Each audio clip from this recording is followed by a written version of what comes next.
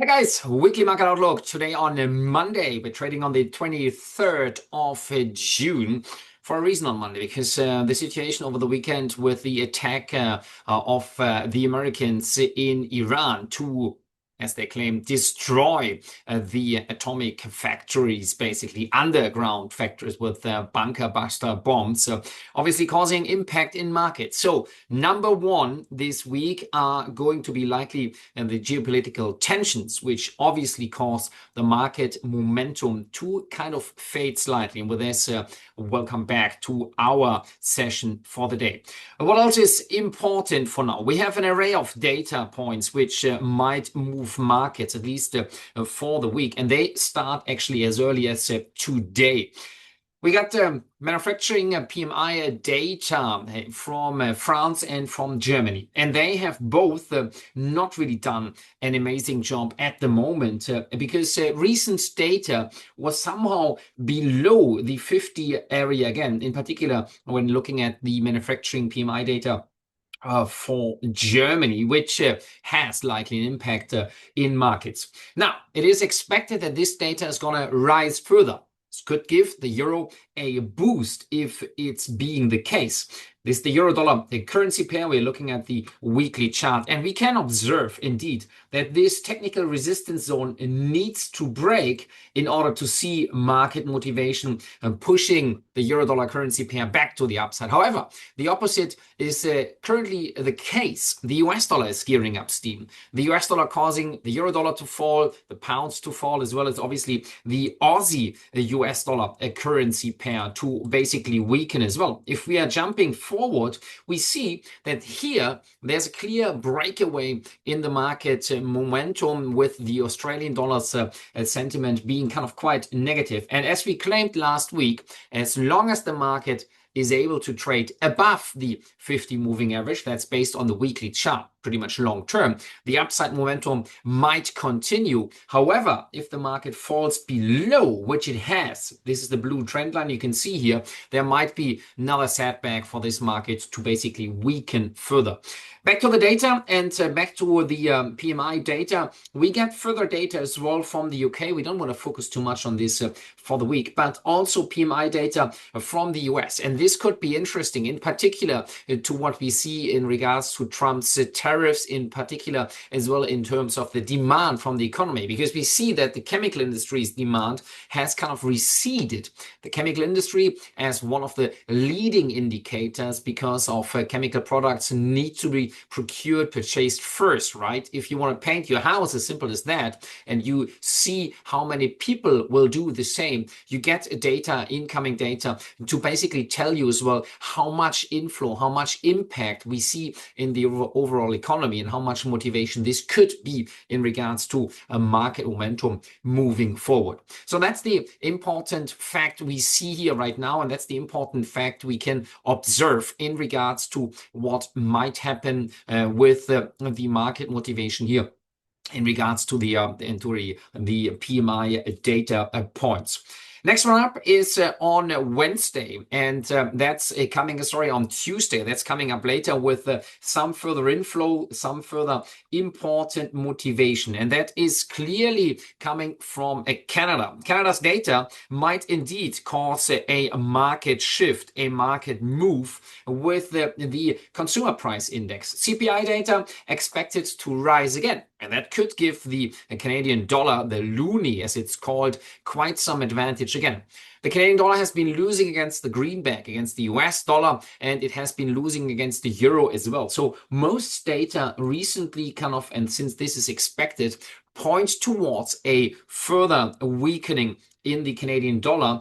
Based on the dollar currency pair, we can see here that the market sentiment has changed basically with the bottoming out at or below this rising trend line. The market might be expected to rise further, and that's the dollar, which has been obviously gearing up some steam here in this currency pair. The euro against the Canadian dollar is looking even stronger, obviously kind of on the renewed strength of the euro, which has been an ongoing story for quite some time already. And whether this is going to continue and whether the euro can appreciate somehow further. Looking at it from this market sentiment, we can see we are already quite at high levels, and the euro, which was doomed and bound to fail, whatever, years ago again, has started to appreciate, as we've often said in the past. Now, I'm not a particularly good and big supporter of the euro. Currently, European politicians are stating as well, leading by the French Macron as well,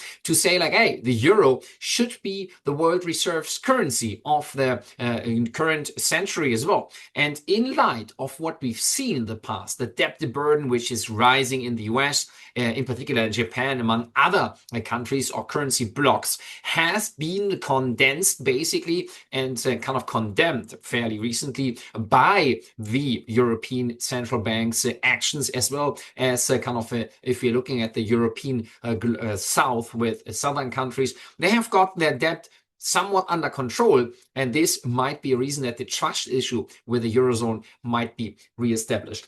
Back to the euro against the Canadian dollar, though, if we see stronger consumer prices, this could cause the euro CAD to weaken again further, and the dollar CAD as well might start to weaken. Looking at it from the monthly candlestick pattern, though, as we look at charts here, and that's the long-term trend line, we can observe that this pin bar candlestick here, right around this area, might be one which is just basically starting to cause this market to appreciate further, causing another push to higher levels, since we're quite far away off and from the 50 moving average. So upside motivation might be seen here, and it depends on how the data comes out. We could see, we still have quite a few trading days here towards the end of the month. We could see still that this market is going to weaken further, then the situation might change, and it might still be total break of the downside or of this rising trend,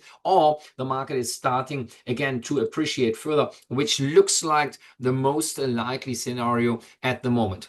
Now, we saw that the tariffs, and in particular the situation in Northern America, the Northern American hemisphere at least, between Canada, the US, and if you're looking at Mexico on the south as well, it's kind of quite interesting to see how the market goes, because the dollar against the Canadian dollar has been losing, but the euro has been kind of rather showing its renewed strength here. So the current situation and the data points here might give us more insights here. So guys, focus on this and take into consideration what is potentially gonna happen here towards the end of the month in regards to those data points which are coming in and obviously kind of causing an array and market motivation.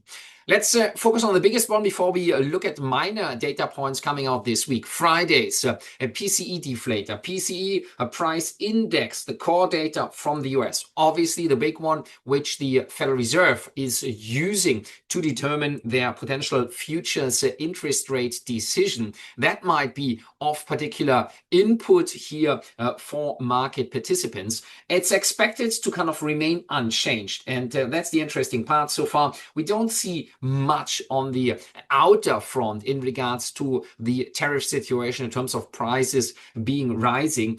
It might still kind of be the case. However, imports, previously done imports, in order to temporarily evade the rising tariff story, right? If you import, still your storages, all the stuff you want to sell are basically full, and by the time you're gonna start selling it off, you might have more storage or more basically more data points which are gonna show you that the market situation in regards to rising prices might not be the case. So we can see here that the PCE input is gonna be of particular interest and important market momentum, in particular when we look at the stock markets, and that's the NASDAQ. Now technically we are still trading below important resistance points here, and that's currently where the market market looks like it's gonna fade somehow further with, if that's the case here,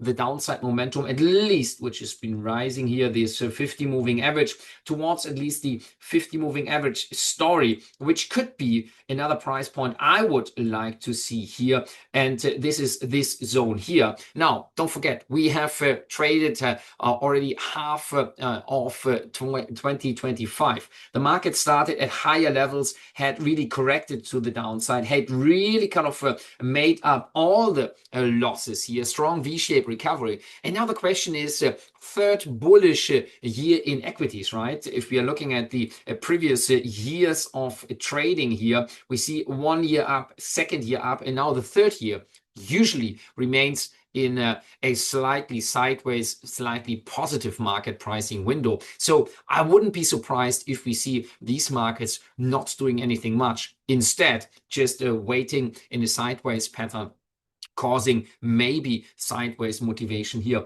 towards the end of the year. So falling prices might be expected. And guys, that's bringing us to the next topic here, depending on how the PCE data comes out. If we see a strong PCE data price point, the Federal Reserve has all reasons, which anyways they likely do, and they would remain on their rather high interest rate level, meaning in this case, the cheap money supply can't be seen. And this is likely what helps equities to weaken further. Geopolitical tensions are on the other hand also the important part, which are seemingly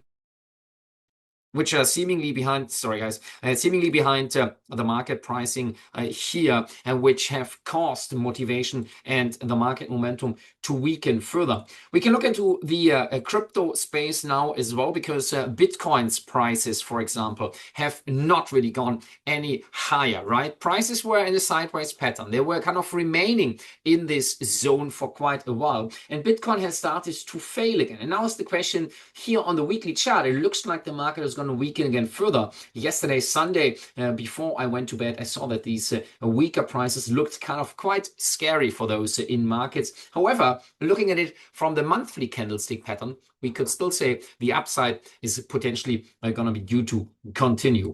Ethereum, I had a little short position, which I closed because of this wiggy. And guys, for you having not checked out my website, please check out fxstrategies.asia. Check out what we do, daily webinars. We obviously kind of talk markets inside out every day in our WhatsApp group. We host webinars, obviously, and exchange important trading points, ideas with our group. So check that one out, because there I posted basically last week that I wanted to sell the Ethereum token, which I did, and it didn't take long. The market kind of really gave me quite some nice pips to the downside. What's next, you might ask now? Obviously, the big question mark for me as well. The market looks still medium term in a positive mood. We have fallen below this 50 moving average. That's really not a good sign. But the pin bar candlestick pattern here, and then this big candlestick last month, both show us that the upside potential can potentially continue. However, we need a break above the 2,600, 2,500 break, a sustained level push to higher levels. And what we saw, the early days in June, the market was rising. The latter days now, the market is falling. And that is potentially a story which could tell us that the market's a positive trend is just about to fade a little bit. We have to see the NASDAQ, as we determined, the leading indicator as well for the crypto market, is going to be the key takeaway here to determine whether there is upside momentum going to be continuing, or whether the market remains in sideways / slightly weaker price pattern. So that's the market momentum here. We see in Ethereum, in XRP, sideways somewhat, and Solana doesn't really look that cool as well. Still the long-term pin bar candlestick here from last month, which needs to be broken to determine whether upside momentum is going to continue. Geopolitical tensions, last but not least, big story. Obviously, oil prices have been rising.